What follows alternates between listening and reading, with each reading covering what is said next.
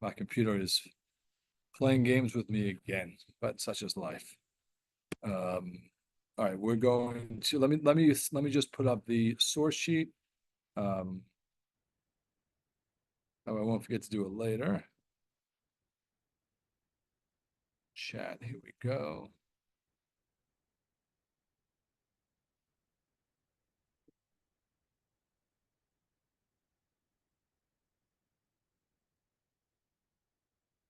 Okay, I'll remember to hit the send button.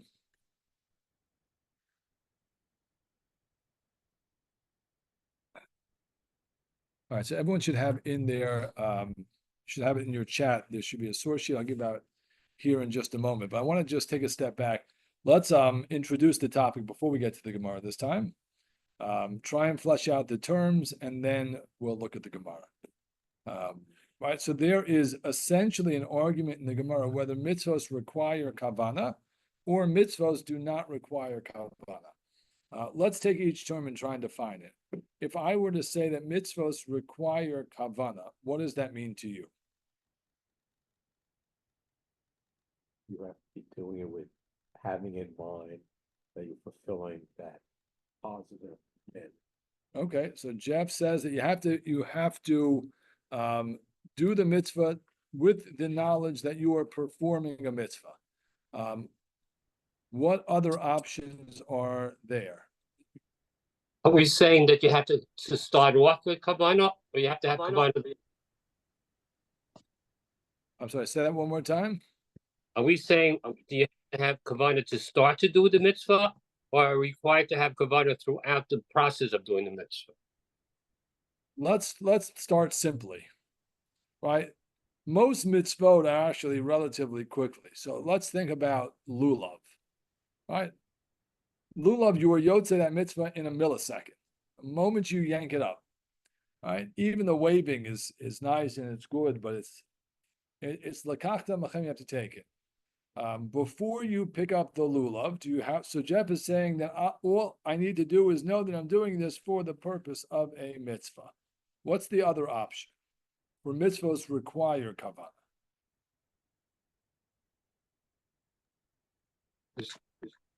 You do the mitzvah, you start off and you do what you're supposed to do, and you hope that you yotze definitionally, mitzvahs require kavanah. So I want a definition. Jeff gave me one. One is the required kavanah is I'm doing this because Hashem doing this because this is a mitzvah. Right? What other option could there be? Contemplate the mitzvah when it is. Right. So Yossi says that the other option is that you actually have to understand not only that you're doing it because it's a mitzvah, but why you're doing it. Right? You have to understand what the purpose of that mitzvah is, why you're doing it. And if that were the case, we would all be in a lot of trouble. We would that would spell doom for many of us. But that certainly is a possible option. Okay, I want to lay out the options so that when we go to the Gemara, we can see how we think it reads, but a little foreknowledge is good for us. Let's now go to mitzvos do not require kavanah. Okay, so Jeff, what would that mean? Mitzvos do not require kavanah. If you do the act, you're yotze. You do the act, you're yotze. Correct. You don't have to know that you don't have to have in mind that you're doing it for the purpose of a mitzvah. Do you have to know it's a mitzvah? That doesn't need kavanah. That maybe yes, maybe no, right? That's fascinating. Mitzvahs don't require kavanah. So what do we think? Do we think, right? So Yossi says you don't even have to know it's a mitzvah, right? You can take that lulav because you think it's Ash Wednesday or Palm Wednesday. What's the Palm one? Palm Sunday. Oh, Palm Sunday. Oh, I'm getting confused. I'm getting so confused. Oh, good. God, Palm Sunday. Sorry, my Christian, halacha is lacking. I apologize. I gotta keep up. Right. Let's say I think it's Palm Sunday. So I take my lulav and my esrog. Okay, it's a funny looking Palm Sunday, and I think it's Palm Sunday, and I just start waving it. Or let's say I want to kill a fly. So I do this. right? It could, well, oh, he's there, right? It could work, right? I mean, let's say I take a fly, I use it as a fly swatter. Is that mitzvos, right? Do not require kavanah. So Yossi says yes, right? If fly swatter is okay. If it doesn't cover up. If it doesn't need kavanah, you don't have to know anything. Maybe. Okay. There so might be, I mean, there might be different levels of, explain. well, What does that mean? maybe you have to have in mind to pick up a lulav. You're not picking it up to do the mitzvah, but you have in mind to do the action. So the nafkamina would be if you picked it up to swat a fly, then even if you say mitzvahs ein tzrichas kavanah, that's still not good enough. You have to have some action in mind. Well, I do have an action in mind. I do want to pick it up. I mean, where's the distinction? I do want to pick it up. I want to pick it up because I want to swat a fly. Okay, but you don't want to pick it up. You want to swat the fly. That might even be that might be just like too many thumbs. It could be. That's too many thumbs. I pick up the Esser because it's a pretty fruit. Right. So the esrog I get. wanna look at it. How if you're just picking up the. That's negative Kavanah. Right. So again, the Palm Sunday might be a problem because of the idolatrous component. So let's leave that out. All right. But Jeff says you're picking it up to move it. Right. You want to move it from one side of the table to the other. So those are all possibilities. Lighting candles Friday night because I don't have a light bulb. So I'm lighting candles. Right, but so lighting candles Friday night because you don't have a light bulb is almost a separate example because there you're actually fulfilling the intent of the mitzvah. You might get the intent of the mitzvah without actually thinking about doing a mitzvah. Right, that would be fascinating. Okay, so let us now. Recording in progress. No idea what that was. Sorry, somebody's have no idea what that was. Okay. It's recording very seriously. All right, so now what I want to do is I want to read through a couple of the Gemaras. And let's just keep those questions in mind, right? What do we mean when we say mitzvahs require kavanah? What do we mean when we say mitzvahs do not require kavanah? So the top of, you actually have a double-sided page. So I want the one that is fuller. If you're here, if you have it on Zoom, you should have them in order because you should have them in order. Gemara in Rosh Hashanah, Chav Chesem and Aleph, you have the Hebrew and the English. Again, the English, the bold is the words of the Gemara, the non-bold is commentary. So Gemara says as follows: Shalchu le'avu the Shmuel, they sent to Shmuel's father. Excuse me, did you send the source sheet? In the chat. I even hit send. Does anyone see it in the chat? No. Does anyone know where the chat is? Yeah, I hit the chat, but I couldn't, I don't see it. Uh-oh. All right, try it now. Oh, now I see it. Okay. 11A, it's full. Good. All right, 11A mitzvot. Give that one a Yeah. second to open. I don't know. One day I'll figure this out. Probably not. You need to go, Charlie. Yeah, no, I got Jeff. Okay. Shalchu leila avua de Shmuel. Right. Kvo ba'achal matzah yatza. Right. So they sent to the father of Shmuel. Right. If somebody forces you to eat matzah, so you fulfilled your obligation. And the Gemara now wants to know kfa'o man. Right. Who's doing the forcing? Right, Ilema kfa'o shade. If you want to tell me that it is a demon that has forced me to eat matzah, right, and that means it has possessed me and I'm a meshugana, right? That can be v'hatan. You would learn in the Brisa, itim chalim, itim shota. If at times you are right of sound mind, and at times you are a shota, you are not. Right? Then when you have sound mind, so then you're like a regular person for everything, for mitzvot, for marriage, for this, for everything. But when you are possessed demonically and you're out of your mind, so you're like a shota for everything. Now, why is that important with regard to eating matzah? Because if you are a shota, you have no chiyuv in mitzvos, right? You're not obligated in mitzvos if you're out of your mind. Now, that depends on what type of out of your mind you are. Because in every shul, there's people that are out of their mind, but it's different. We're talking about clinically out of their mind, not like shul mishugana out of their mind. So that there is a chakira to be made in shota. All right. So therefore, it can't be that the forcing is done by a demon, because at that point, either you were sane or you weren't. If you were sane, all is good. You fulfill the mitzvah properly, and if you weren't obligated in the mitzvah. So Amar Avashi shekfa'uhu Parsian. Persians forced him to eat matzah. He didn't want to eat the matzah, and they stuffed it down his throat, and they forced him to eat the matzah. Maybe they didn't stuff it down his throat, but he was compelled and forced by a Persian. Amar Rava, right? Rava deduces from that Zosomeres hatokea l'shir yatza. That if you blow shofar because you are in a symphony and you have the shofar spot on the symphony, right? It's a very lousy symphony if there is a shofar, but you have the shofar spot, right? So you play and you get three little notes, you get a long note. I don't know what you're playing. Right? You fulfilled your obligation as long as you knocked out trua tkiya, tkiya, trua tkiya.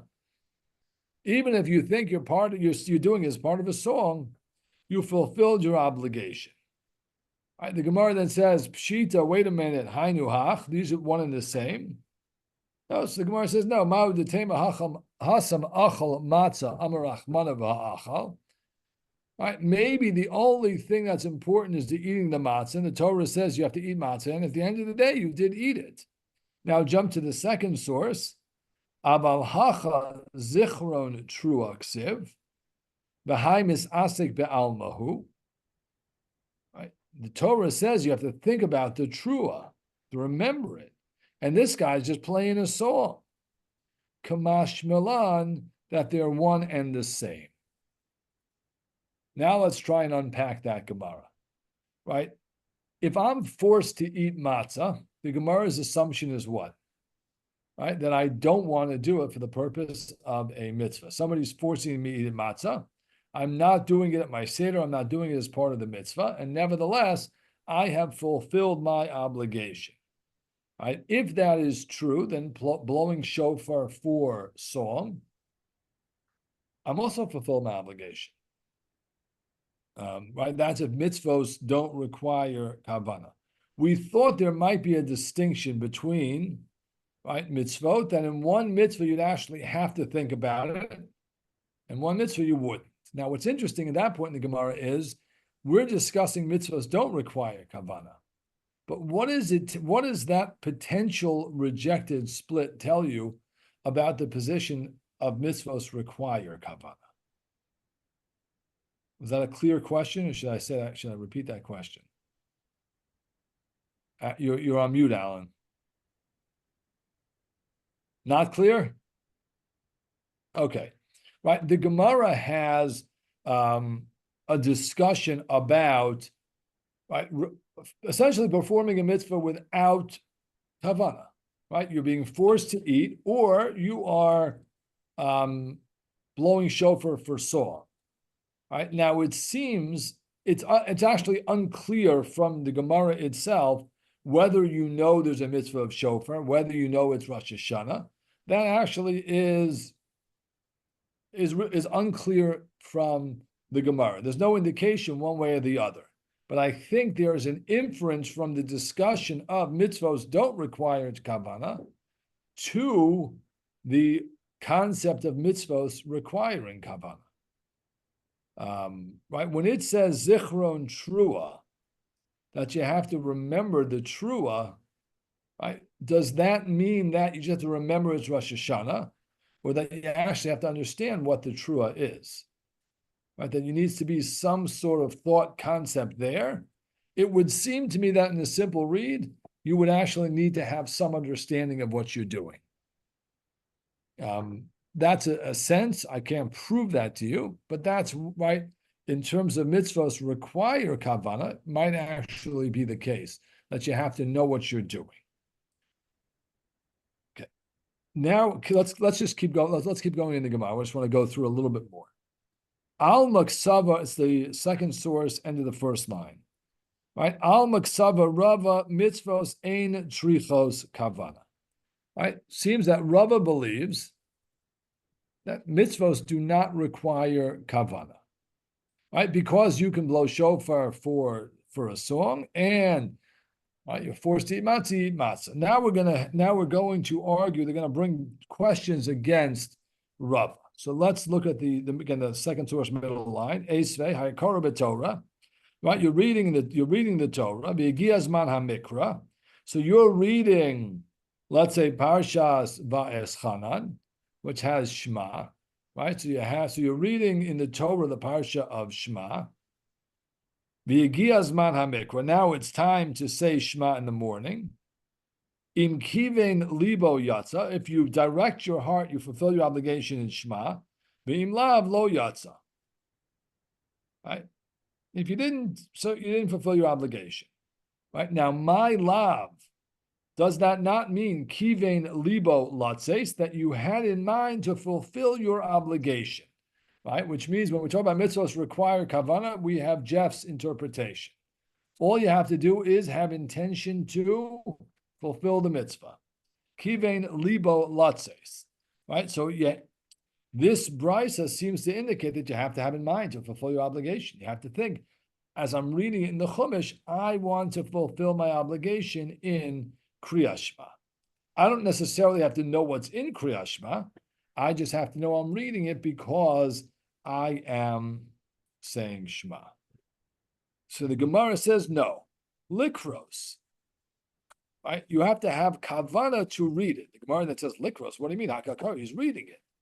So the Gemara says no, bikore lehagia. Right? Kore lehagia means he's reading it in order to make corrections. So he's not really reading it out loud. He's just muttering it. Right? So all you have to do is say the words. But I think from there, and I think this is universal. I think this is true, right? That when we say mitzvahs require kavanah, the basic understanding is that all you have to do is know that you're doing it for the purpose of a mitzvah. There are a few exceptions. One of them, the Torah writes in Orach Chaim that when the Torah gives you the reason, then you must think about the reason, right? Why does the Torah say we sit in the sukkah? That's a Torah question. To remember the Ananei HaKavod. It actually says to take us out of Egypt, right? You're confusing the Chumash with the Gemara, but close, right? That Hashem took us out of Egypt. So the Torah says when the Chumash gives you the reason, you better know the reason, or you're not Yotzei, but otherwise you do. I always like to throw in that Rav Chaim Soloveitchik believed that when it comes to the mitzvah of tefillah, if you don't believe you're standing before HaKadosh Baruch Hu, you have not fulfilled the mitzvah of Shmona Esrei. That part of the mitzvah is simply to know you're standing before HaKadosh Baruch Hu. That might spell doom for many people davening, but right, that's a scary, scary thought. That's part of the mitzvah. So again, I think that's in terms of just peeling out from the Gemara. All you have to do is know that you're doing it for the purpose of a mitzvah. Even that piece in the Torah, when the Chumash gives you the reason, it's not so clear that everyone agrees to that. You might just have to sit in the sukkah for the purpose of fulfilling the mitzvah. Now, specifically when the Torah doesn't give us a reason, I think then it becomes abundantly clear, because it's not always the case that we're going to know the reason. And there might be many reasons. So to know the reason with certainty is probably beyond our ken, and therefore all you have to do is know that you are fulfilling the mitzvah of HaKadosh Baruch. All right, let's read one more piece, and then I want to try and dissect it, see which one we like better, and try and make sense of some of the positions. Last, turn over the page. Tashma over achore beis hakneses. Right, you're walking by the back of a shul. Now, it's not a shul that's a structure like ours where the sound doesn't penetrate, but it's an older shul. Your house is close to the shul. Vishama kol shofar kol megillah. Right, you heard the sound of the shofar. You heard somebody reading Megillah. Im kivein libo yatsa. Right, if you fulfilled your obligation, great. But if not, you didn't fulfill your obligation. My lab, again, we're trying to prove mitzvahs require kavanah. In kivein libo latses, that you have to fulfill the obligation. That's what you have to have in mind. That's what the Gemara means. The Gemara says, no, lishmoa, that you have to have in mind to listen. Right? Then the Gemara asks again, lishmoa v'hashama. I mean, you are listening. So the Gemara says, savar chamor ba'almahu. Thought it was a donkey. I'm not sure how you thought the Megillah was a donkey. I'll be honest, I'm not sure how that works. I don't know how you thought a Megillah was a donkey. But certainly, maybe the sound of a shofar could be a donkey if you have a bad Baal Tokea. Right? A bad enough Baal Tokea, maybe it sounds like a donkey. I wouldn't tell him that. Unless he was really bad, you don't want him to come back. What's the requirement here? Right? Mitzvahs don't require kavanah. You don't have to have in mind to fulfill your mitzvah. But what do you have to know? That's the sound of a shofar. That is It's right. It sounds like you need to have some basic knowledge of what's happening. Right? It sounds like that. You need to know it's not a donkey. You got to know it's a shofar. You got to know this is a Megillah and not some, somebody reading French poetry or Shakespeare or I don't know what else. Right? You need some basic knowledge. So I think that question of what mitzvahs do not require. I think mitzvahs require kavanah. You have to do it to fulfill the mitzvah. That's relative consensus with few exceptions. Mitzvahs do not require kavanah. Does that mean you don't have to know anything? It could even be the donkey or not. Probably depends on why or how we understand mitzvahs don't require kavanah. All right, so if I were to ask you, which is the intuitive position? Mitzvahs require kavanah or mitzvahs do not require kavanah? All right, what's the intuitive position? required. That they require kavanah. Right. Okay, Barry says it, Jeff says it. I think that's right. I mean, what's the point of doing a mitzvah without kavanah? Right? I mean, you should know you're doing this. You should know why you're doing it in general. All right, and indeed, that's actually Psak and Shulchan Aruch and Siman Samach and Shulchan Aruch Kriyas Shema. Right? The Mechaber Paskins that mitzvahs do require kavanah. But what's more fascinating, I will tell you, is the position that mitzvahs don't require kavanah. All right, so Rav Asher Weiss has a piece about this, and he says that the argument is only bidi eved, but everyone agrees that you have to have kavanah. Right? And he says, "Ve'emes milsa de pshitahi." This is so simple, and it doesn't require any clarification. Right? And then he says that if you blow shofar for a song, even if you fulfill your obligation according to the person that says mitzvahs don't require kavanah, ein biyado lo schar mitzvah, you don't get the reward of the mitzvah, v'lo miskulas ha-mitzvah, not from the skula of the mitzvah, ve'eno nikra obed Hashem klal, and you are not considered a servant of God at all. I don't think that's true. Okay. But he's so convinced, right, that Barry and Jeff are right, that he cannot fathom the other position. It doesn't make any sense to him at all. Right? Does he have any proof? I mean, or is it just intuitive? He says, it's as clear as day to him. There's no proof for that. It's intuitive. It's intuitive, right? Intuitively, it makes absolutely no sense to do a mitzvah without kavanah. Right? And he goes through, he actually does not, he says, again, he doubles down, Nira Pashut, Eina Mekayim Mitzvah Lo Kavanah Obed Hashem. You are not considered a servant of Hashem. You don't receive any reward for it, but nevertheless, you fulfill the mitzvah. Right now you're caught.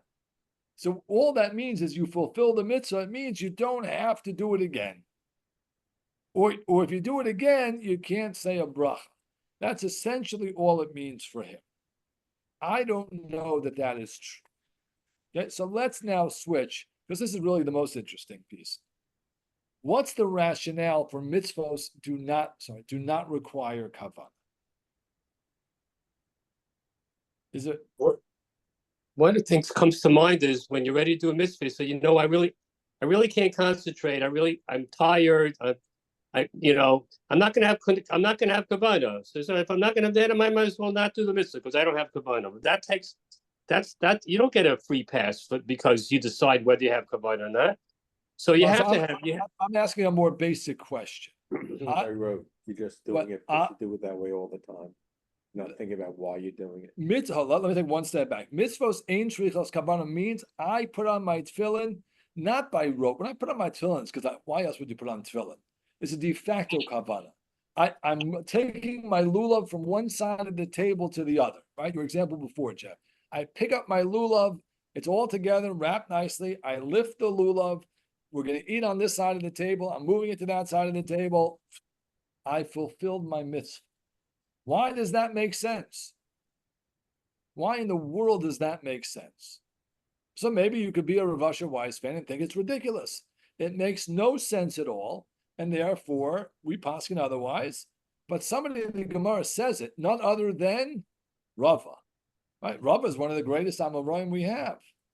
It's hard to say that Rava was an absolute moron and just was so wrong that he had no idea what he was doing or saying. Like, I don't think we want to say that. I don't think. Right? So what's the rationale? I think it goes back to the definition of what kavanah is.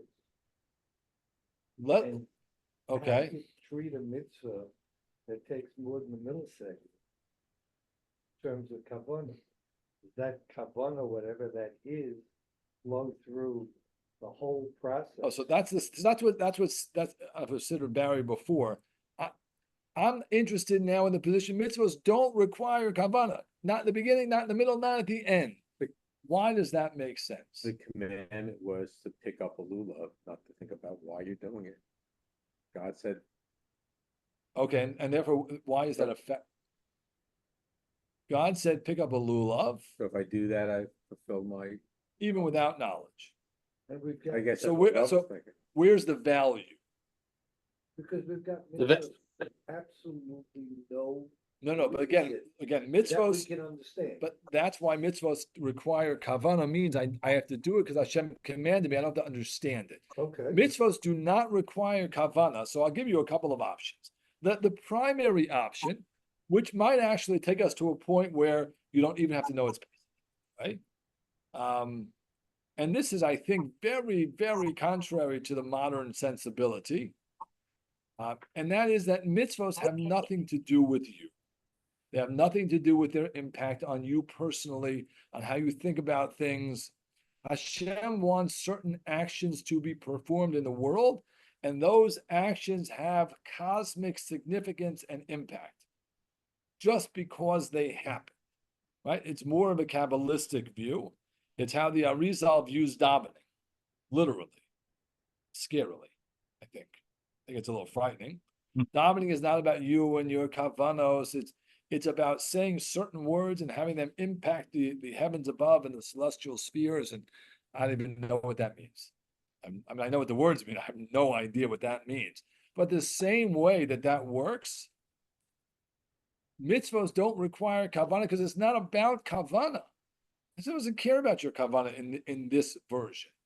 All Hashem cares about is that action A happens in the world at a particular time, and that's going to make the world a better and happy place.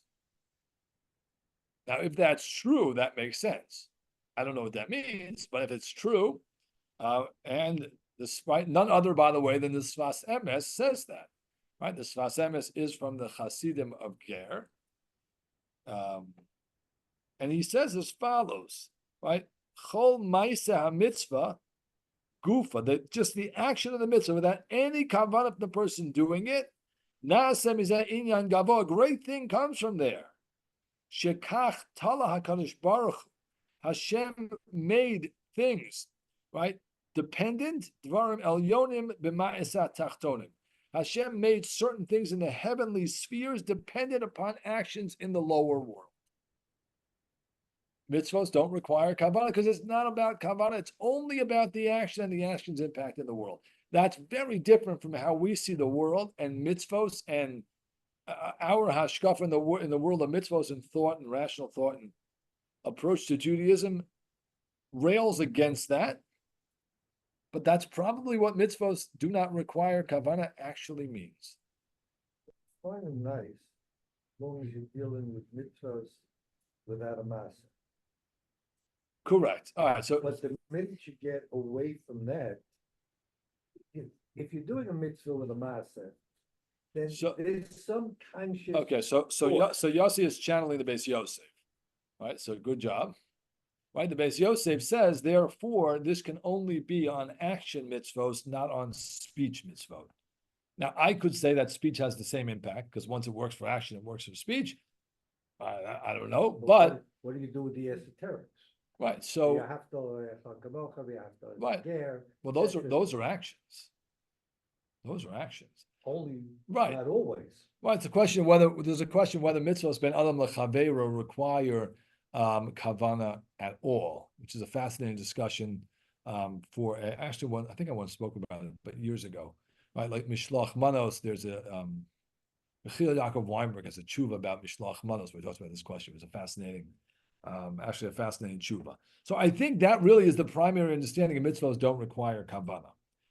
The others, and there are two others, but they're very, very difficult. Now, the others assume that mitzvahs don't require kavanah means you don't have to have explicit kavanah. But once you're doing the mitzvah, it's going to affect you nonetheless. So you have like backdoor kavanah, if you will. Like, so really, we need some sort of kavanah. But when you do the action, it's going to give you a little something. Right? That's one way to say it, in which case you'd actually have to know at least that it's a mitzvah. You might not have to do it because Hashem commanded you, but you have to know it's a shofar and you have to know it's Rosh Hashanah. Right? The other, which is equally difficult, is that there is external kavanah and then there's your neshama's kavanah. It's in your right. So even though you don't think you're having kavanah, really you are. Those kind of arguments are very difficult for me to swallow. I'm not sure what to do with those. In a different way than I'm not sure what to do with the first one, right? The first one I don't know what to do with because it's not how I see the world, but I understand the concept. I can wrap my head around it. You really do have kavanah, even though you don't. I don't think that. I mean, I don't think that's right. If you're doing something, there's a conscious effort.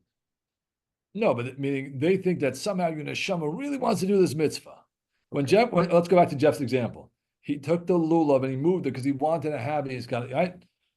Family came for sukkahs, wherever you are for sukkahs, right? So everyone comes and now, oh my God, we need the space. So you move it over. Somewhere in your heart, you wanted to fulfill a mitzvah. I don't know. That's tough.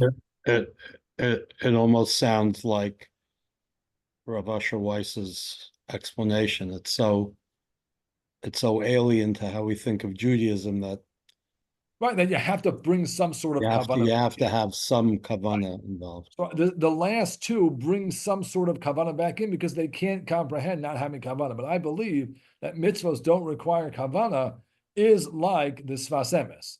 Again, we don't paskin that way, but that's the best understanding of mitzvahs don't require kavanah because it's not about kavanah. It becomes a fundamental argument about the purpose of mitzvot.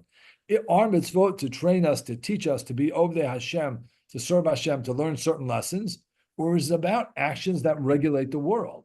Those are two fundamentally different worldviews. Now, thankfully, we paskin mitzvos too, but there's a line of thought that's out there, prominent, right, Gemara personalities who believe it. But as I said, and we'll stop here, I'll take any questions you have, mitzvos do not require kavanah is rejected lehalacha. Right, the Shulchan Aruch paskins, and with little dissent, there's some question about the Rabbanans, but Right, the Achronim debate whether the Rabbanans require Kavanah. Let's assume that we need Kavanah, so that is our path.